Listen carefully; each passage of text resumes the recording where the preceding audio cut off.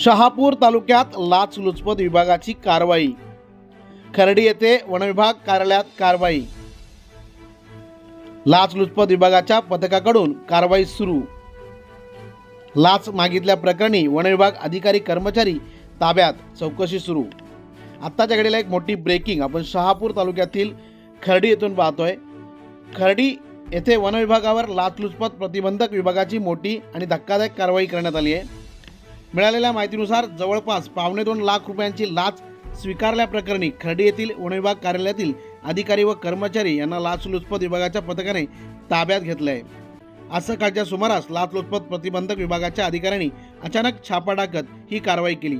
कारवाई दरम्यान संबंधित अधिकाऱ्यांकडून लाच रक्कम जप्त करण्यात आल्याची माहिती असून सध्या त्यांची सखोल चौकशी सुरू आहे। या कारवाईमुळे संपूर्ण खर्डी परिसरात आणि वनविभागात मोठी खळबळ उडाली आहे। लाच नेमकी कोणत्या कामासाठी मागितली होती, यात किती लोकांचा सहभाग आहे याचा तपास लाचलुचपत विभागाकडून करण्यात येत आहे।